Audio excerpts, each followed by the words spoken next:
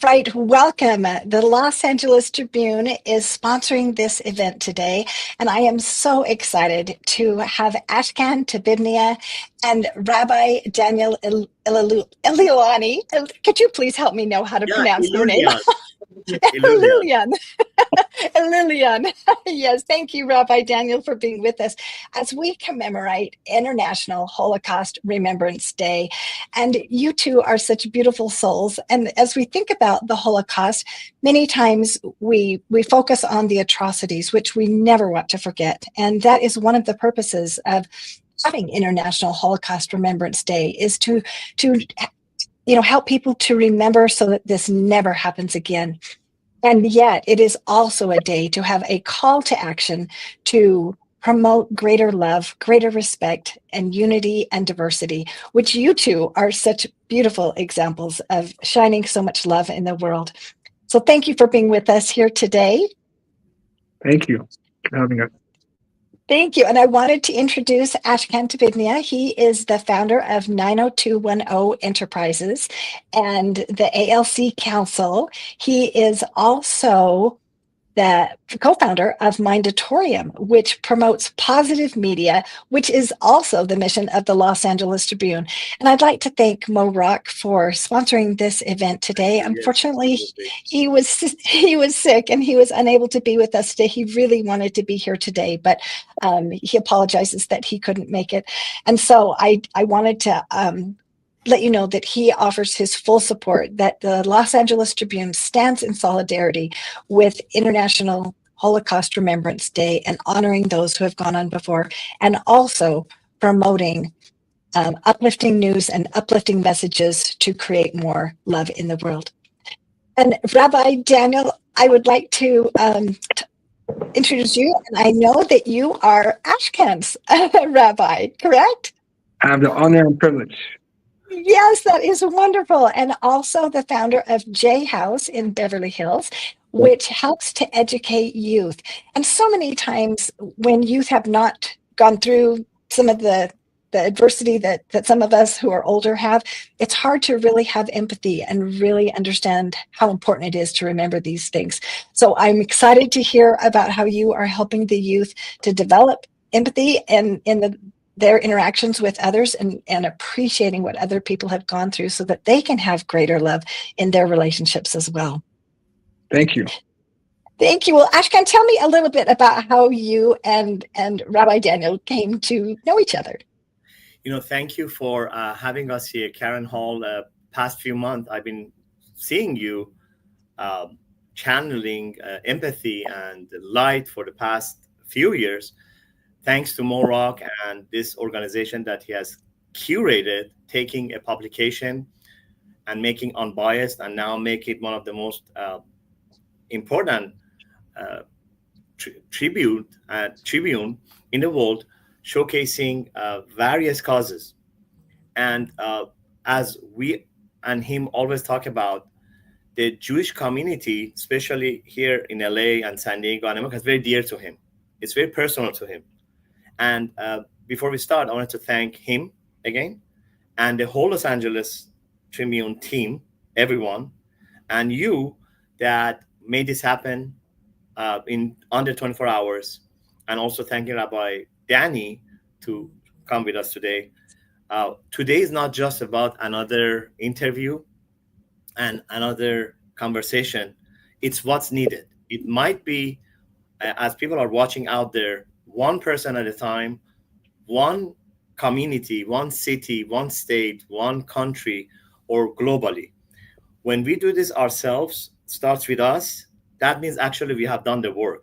When we are like what you did last night and what Los Angeles Tribune is doing, it's needed all over the world for diversity. And because today, just for people who out there are going to see this and are watching, for Holocaust, it was an atrocity, something that we want to discuss right now. It's very deep and has many, many different ways how we can commemorate and how we can learn from it.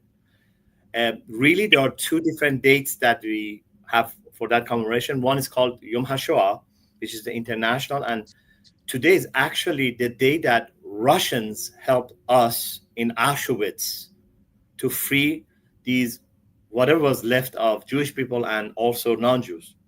So it's a Mhm. very special day because United Nations decided in 2005, I think, to make this another day internationally for recognition and education, right, for diversity and what we're doing. So not just they learn from what happened to us because we're a Jew, any minority, any race, any when you just don't have tolerance and respect, what would can happen.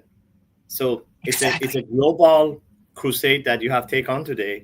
And now coming back to Holocaust, what happened to 6 million Jews, it's something that is not fathomable. But today we will try to together to have a conversation, and also not just reminiscent about what happened, also about kind of not celebration, but we are here.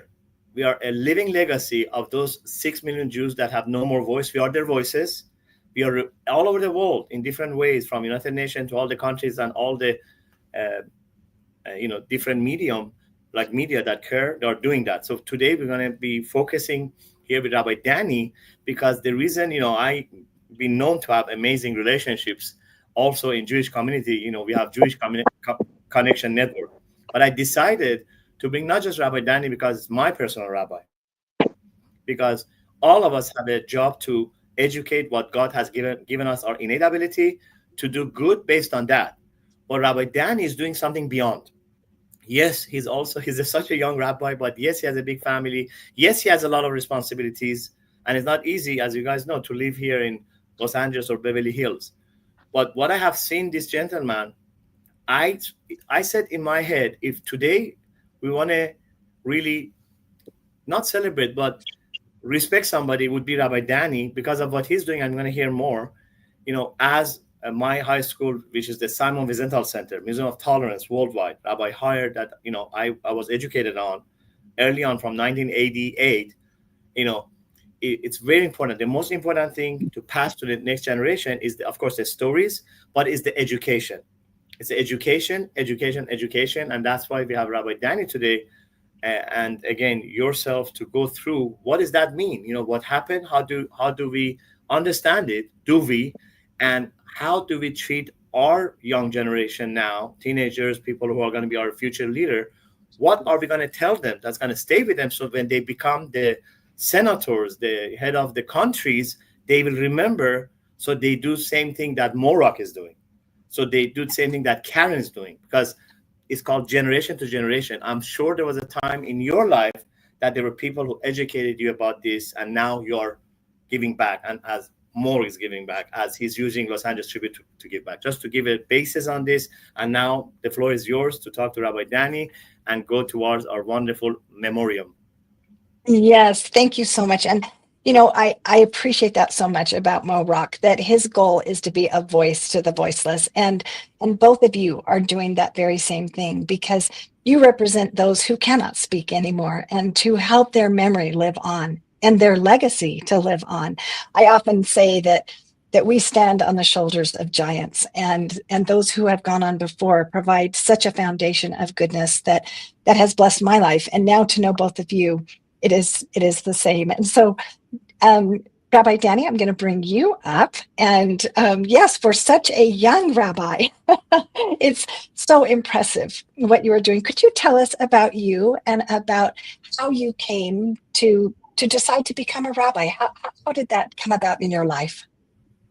First of all, thank you both, Ashkan, for bringing me here today. Karen, thank you for hosting us. I want to begin with the action of kindness. The charity box, the charity here, help another fellow person. So my name is Rabbi Danny Lulian. My father is also a rabbi from Italy. He actually is the founder of the GEM Center in Beverly Hills. Over 40 years serving the community over here. When the main rabbi here in Beverly Hills for the Jewish community. And so my father is a follower of the leader of the Jewish community.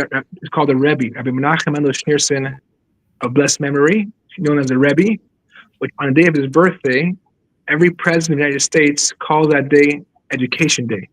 His name is Rabbi Menachem Mendel Schneerson, the Rebbe. Here's a picture. Beautiful. Thank you, Ashkan. So the Rebbe was came from Russia, and the organization is called Chabad, which basically does outreach to Jews and does humanitarian aid to everybody. For example, I spent 9 years in Cuba doing humanitarian aid in Cuba, and 43 other countries, third world countries, doing work for them. I'm not that old. I was 37 years old. But so I saw my father, dedicating his life morning and night to the community, helping others, following in the footsteps of the Holy Rebbe we just saw in the picture of, and I wanted to follow that. I really felt that's really my purpose in life, and there's nothing better than that. Nothing better than seeing another person, being there for another student, another person. I live across Beverly Hills High School, which is about 80% Jewish students, and just till 12:45, Ashton called me. I was actually having a little club over there with a Holocaust survivor there, actually at the high school today, and thank God, this country is blessed materially. There's so much abundance. I spend every day the past couple of weeks at the shelter, and the sign says, "Please don't bring clothing, don't bring food. There's so much abundance." Now, going to Cuba and many other countries, my old shoes that are ripped, they'll beg me for those shoes. And here in this country, there's so much. Right. So money is not missing, thank God. Material is not missing, but meaning, purpose in life, that's missing. I played tennis at the 10,000 Santa Monica building, very upscale building, and I was waiting for my car to be picked up, and I see a 16-year-old boy come out of a Lamborghini, touching to the ground. 16-year-old boy is not Jewish boy, Latin boy. Rabbi, how are you? I'm like, how are you? We love everybody. We get to everybody. We have a drug prevention program. We help kids with drugs. It's Rabbi, how are you? It's good to see you. I didn't know who he was, but of course I embraced him. I given time to listen to him. More than anything in life, you want someone to listen to. Just listen to me. Listen to me. I listened to him. Came out with his girlfriend. I came from the therapist. Have a bag of medicine for depression pills. I'm like, what are you missing? Are you healthy? Yeah, I'm healthy. Your parents are alive, married. What's the problem? I don't know. I'm sad. I'm not always happy. We're not missing anything in this country. Thank God. We're blessed. Beverly Hills, LA. People are missing purpose, life, meaningful life, sharing. I started with charity. Charity is not just with money. Charity means saying good morning to somebody, caring for somebody, reaching out to somebody. People are very lonely. You could have billions in the bank, but it's not someone purpose to listen, to care, show action of goodness and kindness. We're missing the boat. So what I do mainly is I work with teenagers at Beverly Hills High School and other public high schools. We have Jewish clubs, Jewish programs, as well as a drug prevention program, helping kids with different kind of addictions. And there's nothing more rewarding and special than that. I want to thank all my partners and supporters that help our programs. Thank God we've married off students and built that have beautiful families of their own, and that turned out before that when they came to us, they were grinding and want to go on suicide. And thank God today they have a wife and beautiful children and building, new communities and learning to share. Because in today's world, it's all about what can I get. Every billboard is, you deserve the best vacation, you deserve the best body, you deserve this. No, that doesn't make a person happy. What makes a person happy is giving. In Hebrew, love is ahava, which means really, in its root means, ahava means to give. In today's world, it's all about taking. What can I get from you? In Judaism, it's all about sharing and giving. That's real love. That's real purpose. That brings real joy. If it's all about me, I can never be happy. Oh, that's so true. I just appreciate so much what you were saying, and I can see how you have so much fulfillment in your life because of how much you give and how much you are serving in so many ways, but especially with the youth. And I want to come back to that and talk some more about what you are doing. But thank you for sharing that, and thank you for the example of your father, and as he did charitable work, and his example as a rabbi. I just applaud you for choosing a life of service. And Ashkan, I would like to talk about you as well, because I know that you are just an amazing servant and you have that servant leadership heart. Could you tell us what was it in your life that helped you to learn to love to serve? Tell us about your family. I was contemplating to use my beautiful backgrounds that I have, for this and the other. And Karen, you really invoked something in me the other night, last night, we were discussing about it's so important to talk about, Holocaust and the lessons that we learn.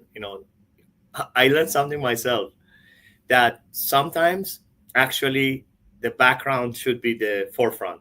So it's kind of organized like usually, but you see hold on, let me move this way. You see my mom right there, and you see my father next to him. So they're right there. And this is one of the reasons I did not blur or I have nice backgrounds. I did not do that because of that. Just because today, it was because of them.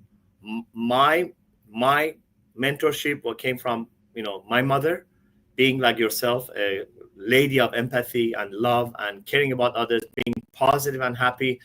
She had her share of challenges that actually, thanks to Michelle Wilson and Mo Rock, she was showcased as the editorial in Los Angeles Tribune, right? But also my father, and my father he was blind, born blind, past blind, but he really taught me how to think. And he was a Sufi master. He was like a encyclopedia. So when you ask me on this amazing day that we want to learn, it's important to know that for those of us who are lucky to have our parents before we get mentors and coaches, the the two mentors that will never leave you, they have sacrificed everything to teach you everything, whether by telling you or by just living, or your parents or the single parents, or and not even biological. Those are the, to me, the most grandiose mentors that you could ever have.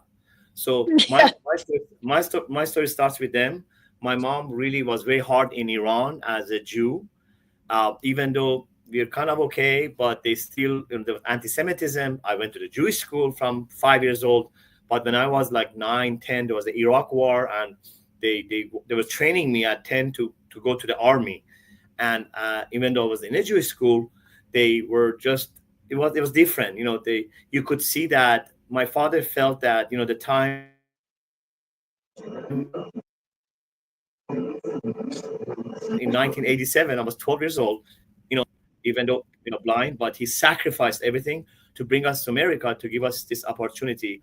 And I'm very grateful to them. And then the schools I went in Iran, and the school that I went, as I mentioned, me and my sister had the privilege of going to prestigious, Museum of Tolerance, which is called the Simon Wiesenthal Center, that he was actually one of the survivors. And worldwide, Rabbi Hire, for 40 years, what they have done, it's been crazy. And me as a teenager growing up in high school, be able to practice my religion, learn, and also secular, and at the same time be very learned in the area of Holocaust. Even back in Iran, even though we are Jewish, there was not so much education. And I had a first hand when they were building the Museum of Tolerance. I was one of the ones just watching it going up. And when they had the grand opening in 1980, was it 92 or 1990? I was there because I helped. They put me part of the production. I helped out. I was, Arnold Schwarzenegger was a big benefactor. I think he really gave like 8 million, and they celebrated then. And that was my background. I kept in touch with all those people that Rabbi Cooper, and they've been one of my. There are many organizations I'm part of, but they've been the main reason why I also make it important to talk about these Holocaust and such a day. So there are more, but mostly my parents, my amazing high school, and aftermath, the Museum of Tolerance are responsible for my area. That why is it so important to me and my family, and I like to uh, place that forward by bringing people like Rabbi Danny, that they have they're in charge of the education of the way it has to be, some of the basic values that has been lost, bring it back. As you're going to hear more about him, it's very general the way I'm talking about it, because there's not an easy way to talk about why are we here today. you know uh, it's unfortunate what happened. It's like crazy. Back then there was media, there were newspaper, they were talking about this, even though there was a World War II.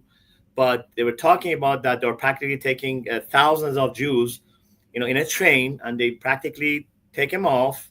and here are the pictures, and and then they were just gassing them or burning them, like, at a time. And somehow the whole world decided to to just look the other way. And Right. even though there was a lot of media, so why I come to this medium, Los Angeles Tribune, so at least I can talk about some of those people who didn't have a voice, and also telling them Rabbi Dan is here teaching your great grandchildren. I know Rabbi Danny had the episode with one of our friends. He's going to tell his name. I did share the picture with you. He's at 102 years old. He attends as much as he can to every, Rabbi Danny and his father, also Gem Center, they also do the yearly Hanukkah at the famous Mayburn Hotel here in Rodeo Drive. And he comes to every single that he can to show his hand at 102 with a big smile that I'm here. They are not. They are forgotten. I am not. I'm here at 102. I see the new generation of Jewish and also non-Jewish people sprouting. Hate will go away, and love it always takes it over. So there was a long term of healing for Jewish people, of course, for the past 80 years. It has not been healed yet. There are thousands of survivors still living all over the world, especially Israel and here. There are thousands. There are 90s, hundreds, and very soon we're not going to have them anymore. So it's a very good opportunity, as they are still the living testament and a living legacy of what they were not able to do. Right. So Right. Oh, I Ashkan, celebrate. I love your passion. I appreciate so much how much you care. And I know you gained that because of your mother and father's examples of how much they cared and how much they loved. And I remember when I very first saw you speak, I saw the pictures behind you, and you identified your mother and father, and spoke with such tenderness about them and how much you loved them. And it just made me love you immediately. I just had to reach out to you because of that, because of those values. And I see that in everything that you do. And so I appreciate so much how you carry on their legacy in the ways that you treat your fellow man and the ways that you serve, and now to help continue to provide this education for people like me, for my children, for my grandchildren. That's such a blessing. So thank you so much, Ashkan. My pleasure. Thank you. And Rabbi Danny, I would also like to have you tell us some more stories about the ways that you were educated to help you to understand, so that now you can share those stories with the youth. Thank you, Ashkan. Again, thank you for your beautiful words. Ashkan is a very passionate man. He has a gigantic heart. Somehow God fit that heart in a little body, and it's an honor and privilege. Thank you very much. I want to share with you from Viktor Frankl. You all know Viktor Frankl. He writes in his book, he knew which people would survive the Holocaust and which would not. Those who had a purpose or a plan. Someone had a book he was writing, he didn't finish the book. Someone had a child or relative he wanted to see. Those who had some purpose, some plan, some need to live for, lived. Those who didn't have such a plan, unfortunately, didn't have that drive to live. Uh-huh. We have to each ask ourselves, why did God create me? There are no two people have the same, what is it called? Fingerprint. Why? Because the day I was born, God says the world needs you. I need you in this world. Something that you can do that nobody can do. A guy's in a ship, massive ship of 5,000 passengers, and he decides to make a little hole in his bedroom. And say, absolutely not, you can't do that. Says, what's the problem? This is my room. I'm not bothering you. I'm not telling you what to do. This is, let me live. No. Your action can affect the entire ship.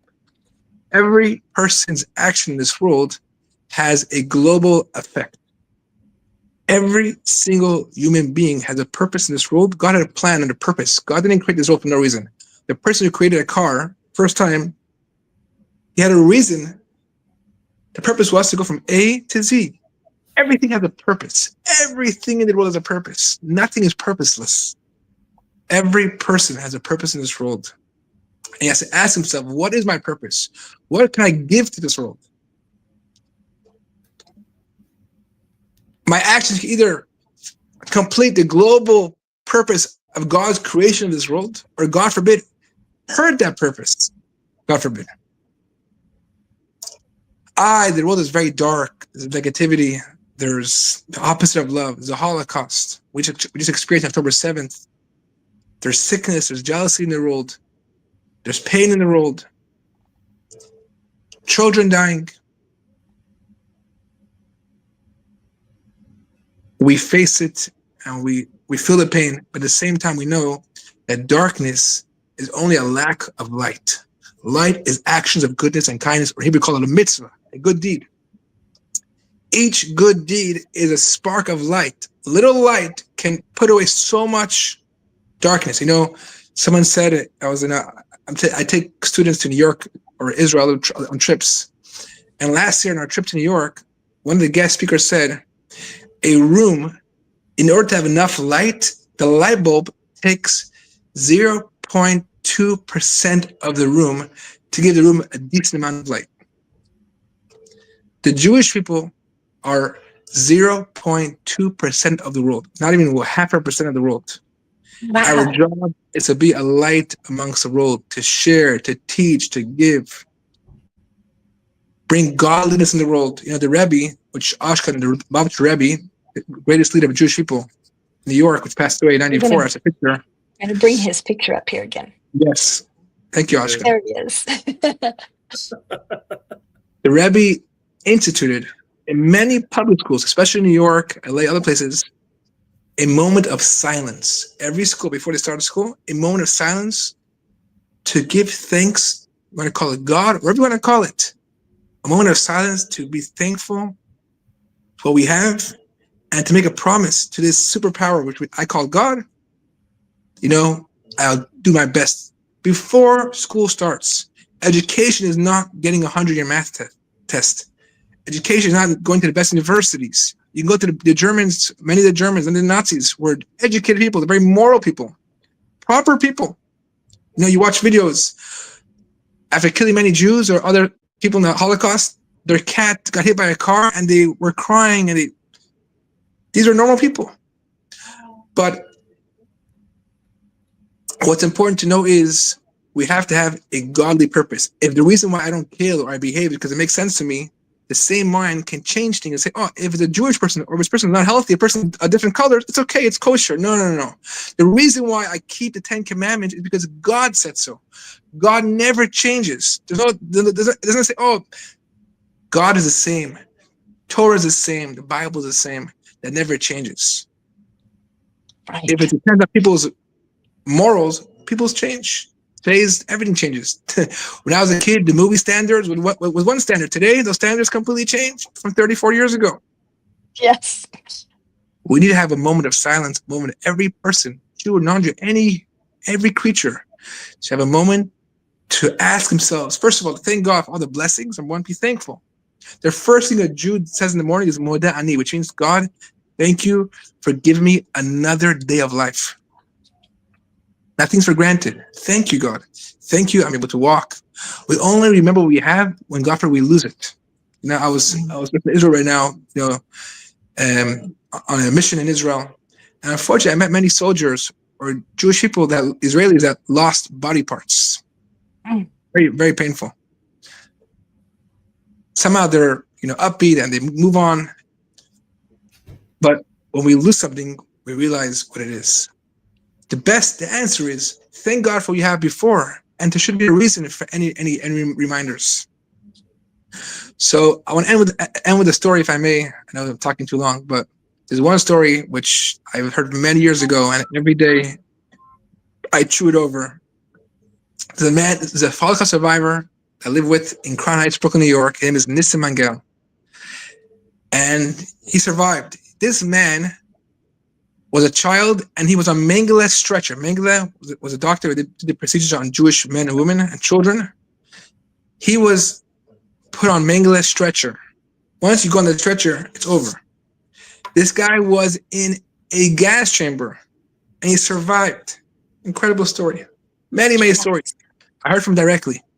But one story is an incredible message for each of us on the same note, and that is, he was saying we were transferred on these cattle cars, not on trains for human beings, on these cattle cars for animals. We were thrown in like sardines, piled over each other. There's no bathroom breaks, no breakfast breaks, 4 or 5 days nonstop. Majority of people that landed at this at the camps, half already dead already. As we were traveling, it was freezing cold.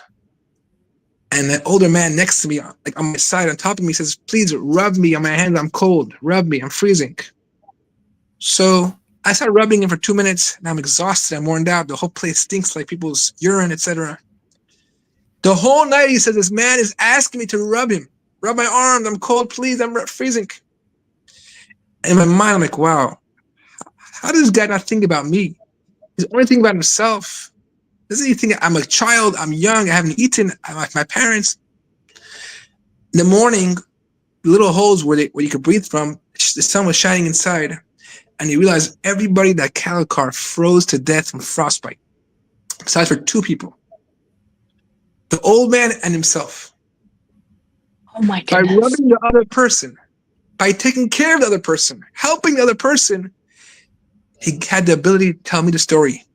He asked today, he's a grandfather, a great-grandfather, great-grandfather, thank God. Over 100 people are born today because of him. Oh, Rabbi Denny, that is such a beautiful story. You know, his service to that man blessed him just as greatly. They were both doubly blessed, and so that is such a beautiful thing, and that is how we find our purpose. And I remember when I read Viktor Frankl's book, Man's Search for Meaning, and I was so touched by that. I've read, ever since I've been a girl, I have read so many stories about the Holocaust. I think my first book was about Anne Frank and her diary, and about trying to find meaning in life and serving. You know, she talked about that very same thing. And then when I read about Viktor Frankl and all the horrific atrocities that he had gone through, and how he kept imagining his wife, and he was living, 1, for his wife to see her again, and 2, to help all of the other prisoners to continue to want to stay alive. And he had worked in that profession before, and then he used that same training there with all of the incredible despair. And he said that he had been writing a book, but they destroyed his manuscript. So he kept writing it in his head. And then as soon as he got out, he wrote that book in, I think, 5 days, because he had written it in his head so many times. And what a difference his book has made in so many people's lives, that we may not be able to change the circumstances, but we can focus on what we can control, and that is we can work on our thoughts. And so thank you for bringing that up, because he's one of my heroes, and there's so many that, you know, Elie Wiesel, there's so many heroes that I think of from, and then this man that you were just talking about. I would love that, and you are both heroes to me, and so I appreciate both of you so much for your wonderful hearts and for the light that you spread. It reminds me of a quote that I heard once, and it said, darkness cannot extinguish light, but light can extinguish darkness. Even like you said, Rabbi Danny, just one little tiny flicker, you know, just one little match can bring light to the space, but the darkness cannot put out the light. That's really powerful to me, and it's such a profound truth, but it also relates to our goodness and our service as well. Thank you so much. My pleasure. I want to say, by the way, Viktor Frankl, his teachings initially were laughed at and were not accepted. And he was crying, and the Rebbe sent a messenger to his house, a woman, which I saw the video of her speaking. You can Google it. And this woman, with the Rebbe's message, pushed him and told him, write your book, move on, don't fall apart, teach your teaching. And today, thank God, you know, has changed countless of lives. Yes. Oh my goodness. And what a difference to have someone believing in him and cheering him on, so that he would continue to go on, because I can imagine the despair would be horrific after realizing that he had lost his wife, and then, you know, all the pain to heal from all of that pain that he had gone through, but keeping that perspective and moving forward. And so thank you so much, Rabbi Danny. And Ashken, I know that you have very similar thoughts about the call to Yeah, action that you would like to you make. know, And I want to just, in a kind of a very comfortable, what we call the helicopter view, give a little bit of what we call the Jewish history, little bit.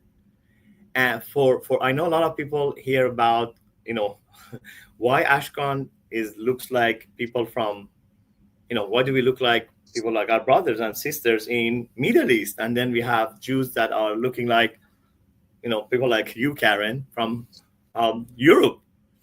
The answer is when a lot of people know that, Israelites got out of Egypt. So I'm not going to go on that.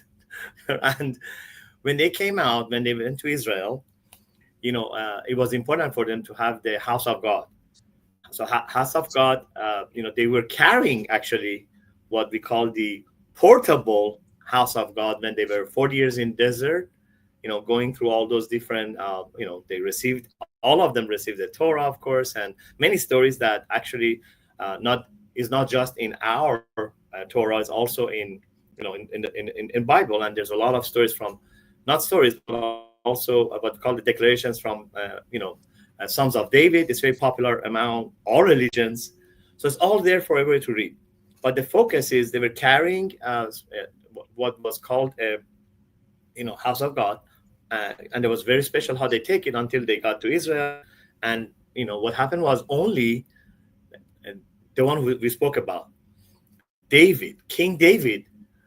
God told him, you know what, and King David was, his story, when you guys read, was very tough growing up. The king wants to kill you, and yeah, it was so much love. He really just loved God. He was probably, or it is the most person that loved God. And he brought his love, the book that we call Psalms of David. And I know when people read that for different occasions, right? Everyone, right? But why am I saying that? God said to you, I cannot have you build it because, your hands, you're an amazing king and a military guy. So your son, Solomon, that also we enjoy his teachings, will build it. So he did. He built the first house of God. And just fast forward, it was destroyed by Persians, and what we called it, sorry, not by Nebuchadnezzar, which was a big army. They defeated Tyre and then Egypt, the great Egypt then. And then they came, and what happened was when they destroyed it, they took the first time that Jews were exiled, they took them out into uh, these areas of Middle East. That's where we yeah. come from. My parents, my generations are from there. And I did. Why am I saying that? Because I wanted to connect it to, it's not a person. Any human being can be a great person until we had Cyrus the Great. The king of Persian Empire, and his people around him. He was the first one, as you guys know, brought the cylinder, the democracy that we enjoy in this country. They call him the cylinder. He brought the first that everyone have a freedom of religion, even though he was a head of 135 or 150 countries, from Africa all the way to China. He said every country, they need to practice their own language, their own. He was the greatest, one of the greatest king. And I always dub Morag as one of our current living Cyruses. Really, seriously, like that. And that's why I want to bring that parallelism too, because he said, oh my God, in Iran and Persia, Iran now, and some other areas, there are a lot of Jews. And he gave them the declaration that they can go back to Jerusalem and Israel and build the second temple again. So they did. And it's funny, I'm also, my Persian, my Jewish name that I go equal is called Mordechai. So it's actually is after one of those leaders that actually was a big story about it. That's another thing. But he also went to them to build it again. And actually, he was from Iran, and he was from an area of Iran with his niece that called Esther, Mordechai and Esther. So it's funny that Yeah, that's a yes, I'm yeah. yes. They built a house the second time, just so you know. And again, they had it, so it was beautiful, and there was a lot of miracles in it. Right now, the wall that you're talking about, that all the Jews are worshiping, which all the religions have their areas right now, where you have Nazareth, where Jesus walked, was 2 blocks down, and you have the holy mosque right there. But the wall that the Jewish people are praying to, that's what's standing from that first temple of Solomon, right there. And the second was built, unfortunately, it was again ruined by, Rabbi Danny can help me here. I think it was by Romans. Yeah, Romans. And again, the Romans, remember, they're going to take this again, going to take the Jews came back. Now they're going to take them out again. And that's the time they took them mostly into areas of what we call Europe and all those areas. And the reason I said that, I wanted to bring this back to Rebbe. And like any other leaders, we had amazing Jewish people. When they get exiled, what they do, they're so positive. They say, what? Yes, we can always really learn from what happened, but let's just go forward. Just go forward, build again. And their ideas, wherever they go, they like to build. And even though it's not their home, they are respectful of where they invited them. And, back then in Europe in 1930s, 20s, 30s, 40s, 50s, Europe, Poland, Russia, this was millions of Jews. And, they were all living together, and yes, there were some of them that still were under anti-Semitism. Yeah, we always have that. But overall, in Germany, all those places, they had an amazing life. They had like America, unfortunately, when Hitler came, he really decided, what, the solution. We need, in order to get rid of them, what we need to do doesn't matter. Anybody that's a Jewish, women, children, elderly, and including some other races, that that also including people who were handicapped and stuff. They're all guilty of one thing, being who they are, and they're all sent to the one solution. Yeah. And that's very disgusting, but that's what happened. Over 40 million people actually perished, with that 6 million. So we also are, memoriam for them too, right?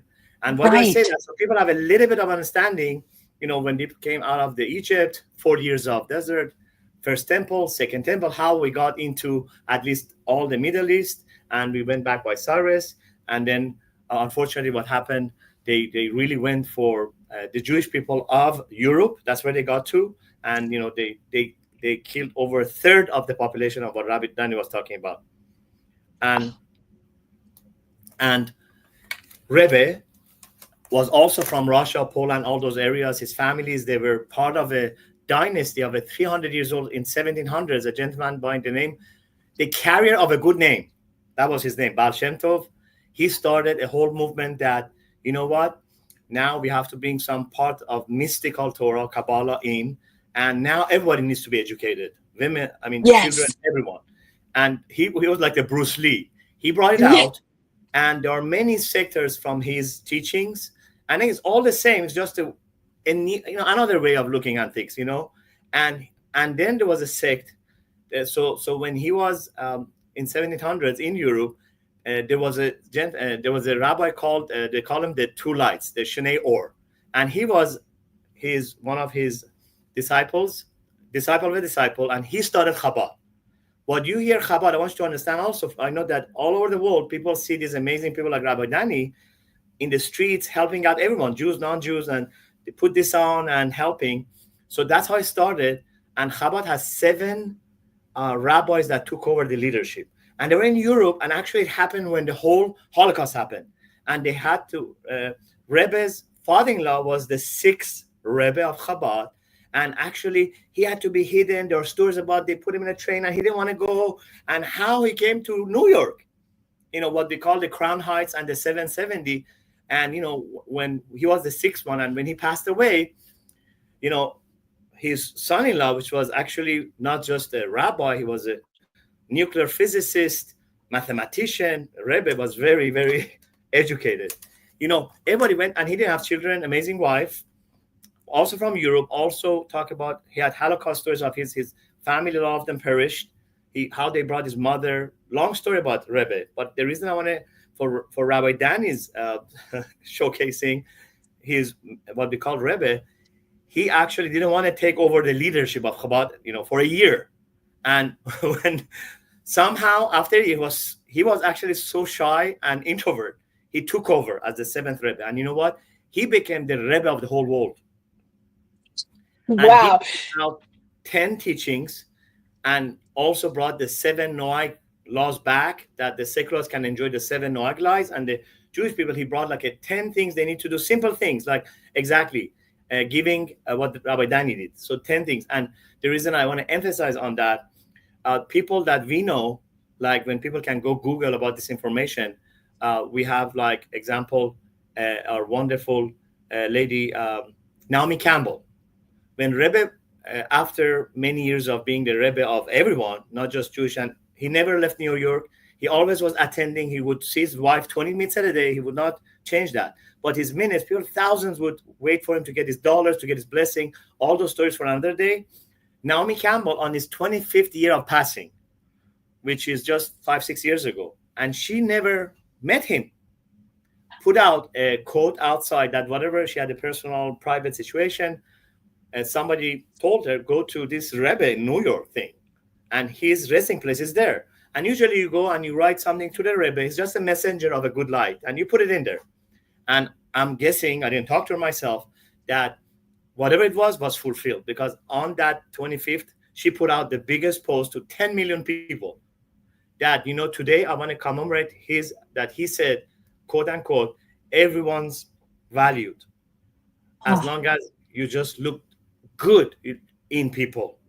And Yes. her exact quote, I don't have to read for you, but she said, even though I have never seen him ever, but he inspired me and he influenced me, I'm going to become his emissary. And a lot of the people like we know, like Lomar Odom, that Rabbi Danny going to tell you about, he also got influenced by Rebbe's teaching. This is all, they were survivor of Holocaust. And these are our friends, like non-Jews. Lomar, from Lakers, he was influenced, and also he took his family and kids over there.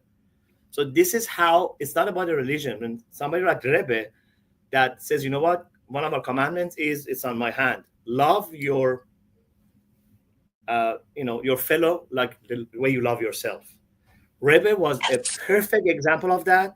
And as people are going to understand who Rebbe is, what he has done, check out the Naomi Campbell Rebbe, RBE. They understand. So today is really not just a memoriam, it's also education. Some of our mentors, and stories, if it touches one person like you, to go and also they start learning and reading Anne Frank, reading about the things you talked about, they will become their leaders in their communities to also bring light from the story, from the unfortunate situation of Holocaust, that maybe we can save at least, one life. Because in Judaism, when you save one life, you save the whole universe. Right. Oh, Ashken, you're so knowledgeable and so brilliant with all of your information about history and I have a rabbi, understand. remember, my personal rabbi, right? Yes, you have your own personal rabbi. I love hearing these stories. I did not know you were also Mordecai. I love Mordecai and how he remembered and wrote the journal, and then King Ahasuerus remembered and had a dream that. about I him. didn't know you Yes, know. I love that story. Yes, I love that story, and how he blessed, King Ahasuerus, and would call to Esther and wave to her every day, while she was in the kingdom. And what a powerful woman she was to, and I think about you and Rabbi Danny, that you're just like Queen Esther. Who knows, but you have come for such a time as this to help people to learn, to be educated, and to love. And so thank you so much. And Rabbi Danny, we have another guest that's going to come on, but before I bring up our next guest, could you tell us how you are helping the youth at J House to learn to love? Because so many times when we don't love ourselves and we get into addictions and things like that, it can be very hard to have love to give to other people. And so how are you helping them to find purpose? And to tell us about your J House, and then we'll bring up Barry Shores with us, and we'll bring him up next. Oops, except we can't hear you. Let me unmute you. Yeah. They say the best way I was taught to teach Judaism says to be a dugma chai, which means a living example. I'm blessed, thank God, with 7 children, thank God. And I can tell my kids one thing, but do something else. My words are worthless.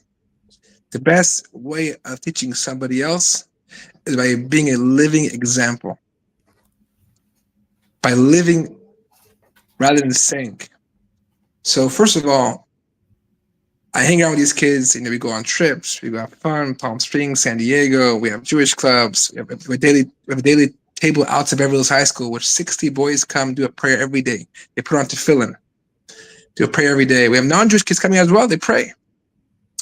So first of all is what I feel is one of the most difficult challenges of a generation today, especially here in LA, Beverly Hills, is entitlement. Because I feel entitled, if I don't get what I want, or I'm missing out, someone says something to me, the whole world falls apart.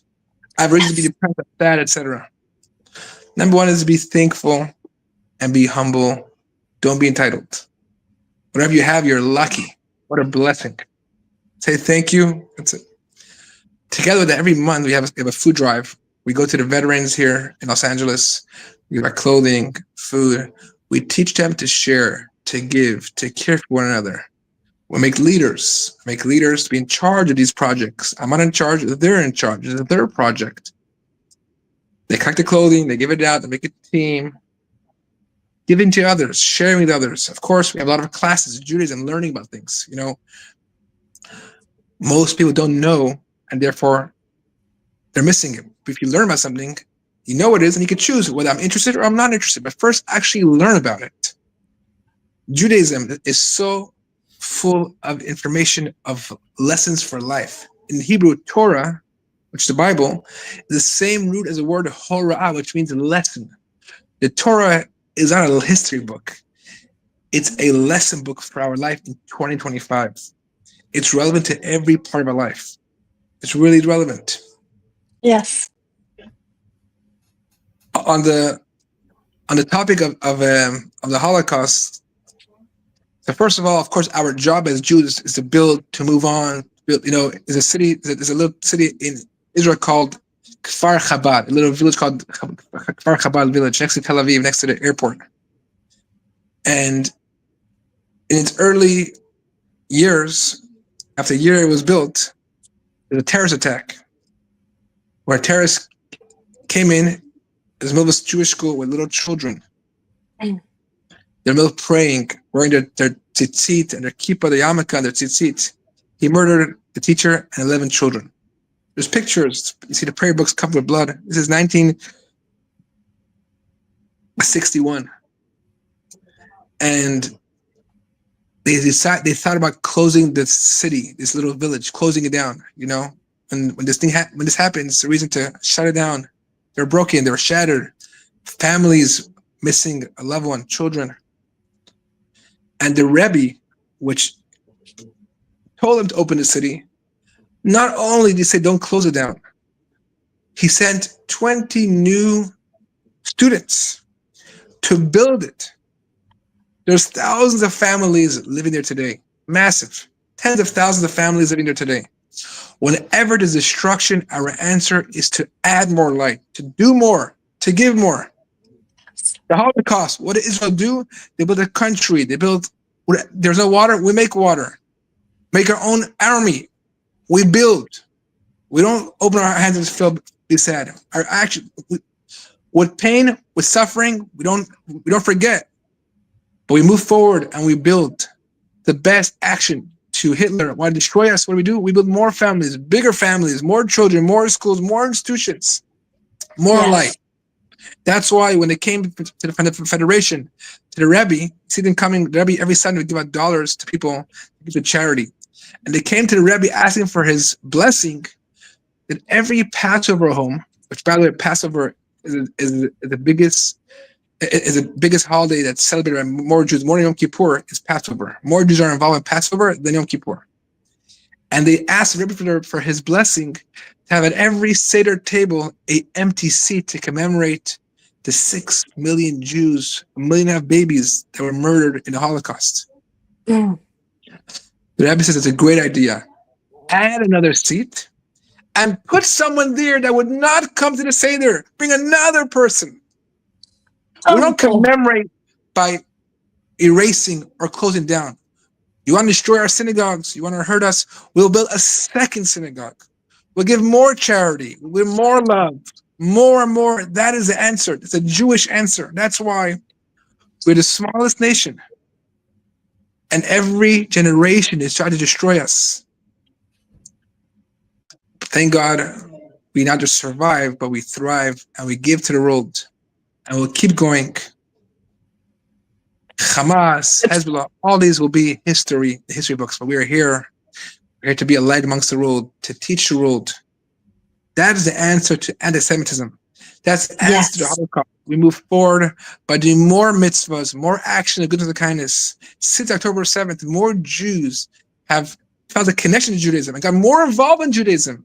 I mean, as a rabbi, the amount of students and people involved in our programs is incredibly different in the past 7-8 years I'm here.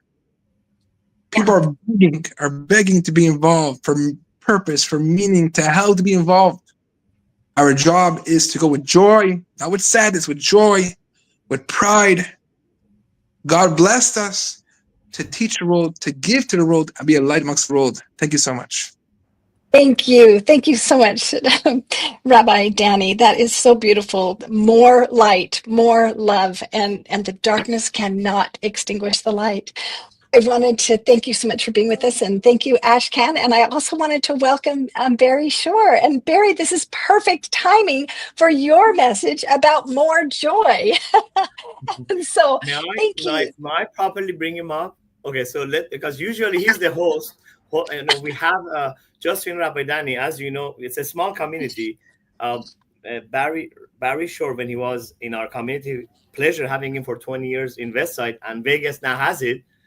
Actually, Rabbi Danny took over the shul that he used to go and pray and stand. So that's where, and we had a small shul that we celebrated all the different sects of Judaism. Now, Barry Shore is not just, I know him from our wonderful secular, he's not just the ambassador of joy. Everybody in the world has gotten a card smiling from many languages. I was growing up on it 30 years. But I want to tell you, I always know him as I see Moses. Whenever he was walking, I see Moses. And, today especially, as he has given so much light and joy and smiles to everybody all over the world, he joined us with a special message because, he's a wonderful practicing Jew. And you guys know that he really just living example of somebody that we call a Sadiq in Hebrew, means in English they call the righteous one. And it's my honor today as a guest co-host to bring him on as he deserves, that somebody that doesn't just talk, he really living example, bringing smiles, happiness, what we're talking about, to every person, whether on his path or online. And I know he's a big part of LA Tribune, and he's like what we call the Jewish Santa of now third season, right? But today he's here to celebrate plus commemorate in his own way about all the people who are not here and don't have a voice anymore. But he's also, every Jew is a living legacy of those 6 million, and is my proud to have him on today. I want to make sure he has this proper edification that he deserves. Thank you. Thank you so much, Ashkan. Welcome, Barry, our ambassador of joy. Good day, beautiful, bountiful, beloved, immortal beings, and good-looking people. Now, Karen and Ashkan, Rabbi Danny and Mo, and everybody, all the tens of thousands, 100,000 people listening around the world, how can I call each and every single one of you good-looking? Because by definition, if you're involved with this Memorial Day, it means that you're always looking for and finding the good in life. That's the definition of a good-looking person, looking for and finding the good in life. I want to echo some of what Ashkan has brought forth, some of what Rabbi Danny has brought forth, with the words about example and the word about build. And I want to begin by asking two quick questions. Two simple questions regarding Holocaust, destruction, the decimation or the attempted decimation of people. 2 words, each of 3 letters. How? Why? Those 2 words echo throughout the millennia, not just the past 70, 80 years, but the millennia. How and why one group of people would even think of attacking any other group of people, anybody on the planet. How does hate arise? Why would hate arise? We, people of goodwill, people who are seeking out others of goodwill, people who are bringing to the world light, we urge everybody, turn your how and why from the HATE word into LOVE. We know that Yes. this word, Ashkan, that you mentioned, smile. Smile is one of the most important acronyms you could ever utilize, internalize, and leverage in your life, because smile stands for seeing miracles in life every day. Seeing Yes. miracles in life every day. Rabbi Danny just told us about Kfar Chabad, about being attacked, decimated, and building. Now, build is a wonderful word in English. You know how do you spell build? BUILD.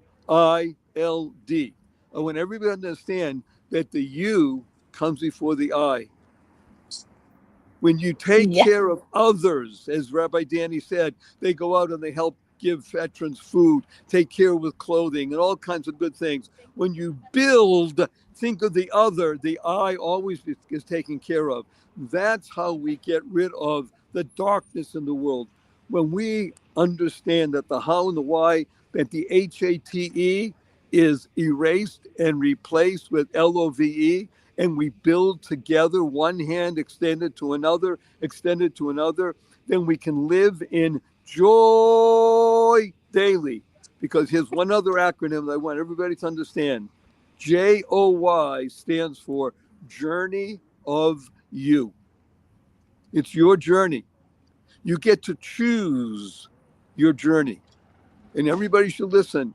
Choice, not chance, determines your destiny. No matter where you were raised, no matter under circumstances, however possibly difficult you think it was. I have known people who were raised with hate who are now dedicated to living with love. It is absolutely the greatest revelation in the world to use the LOVE word, living on vibrant energy. That's what love is, living on vibrant energy. Karen embodies it. Ashkan lives it. Rabbi Danny puts it forth. And Morak, I don't even have words, and I love words to share with you of how honored and humbled we are that you are using the LA Tribune to be that channel of goodness for the world. So, with your permission, Karen and Ashkan, I would like to ask everybody to open your arms wide. We're going to do a group hug of thousands of people around the world. Let me tell you all what HUG stands for. HUG stands for heartfelt, unlimited giving. On the count of 3. 1, 2, 3. Oh, wow. you know, um, Go forth. Live you know, exuberantly. Spread the I'm going to seeds take of a joy, happiness, peace, and love. Go mad. Go make a difference. Barry Stay. I want to take a minute and then bring Karen to wrap everything up. I don't know today to cry, to smile, to I'm like Yes. one Kashkan, of my eye has all a of tear those. on it, and the All other of those. I'm like, Yes. this is life, because life really has all, and we are, each one of us in our own lives have the, it's not the up and down. We have the challenges, we have the blessings, we have everything.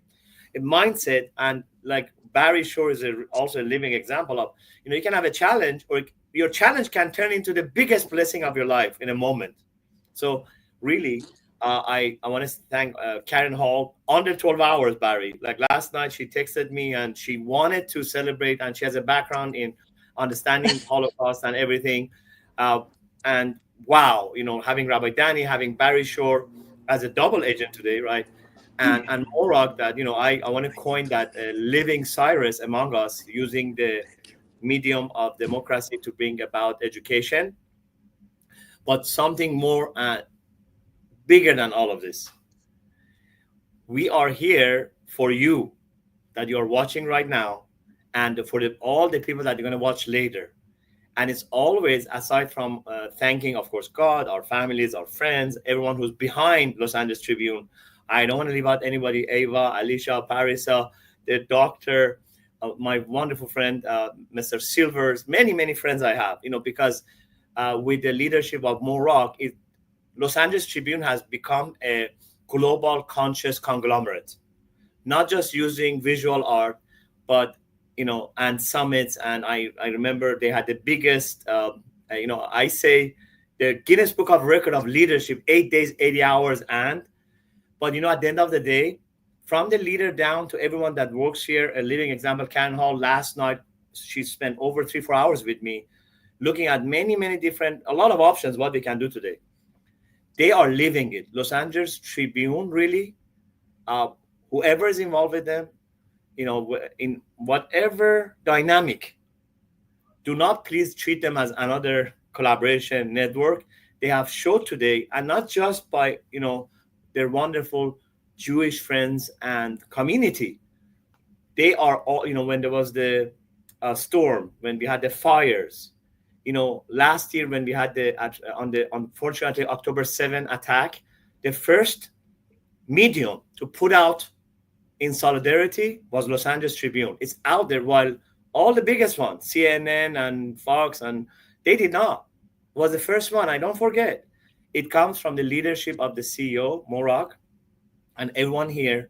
And I know I like to acknowledge, but sometimes you cannot acknowledge enough. For what happened today was really not an education. It's a renaissance of what we can do with such a tragedy that you cannot verbalize, but yet we can live and teach and transform from inside, transform others. So it's not about just Jewish people today, as I said. Today would be a testament to all of us to be the leader of the diversity in our house, in our community, city, state, country, and the world, but the other way, from the house first. Anywhere that you see bigotry, anywhere that you see in the school, bully, racism because of the gender, any that you think is not right, stand for it.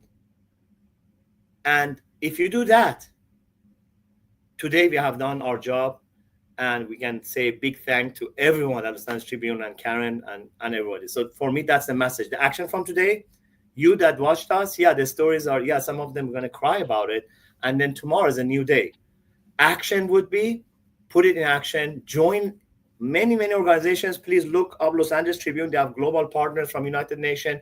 Join all their wonderful volunteerism, whether it's homelessness, the dignity program, business programs. Join and give an hour.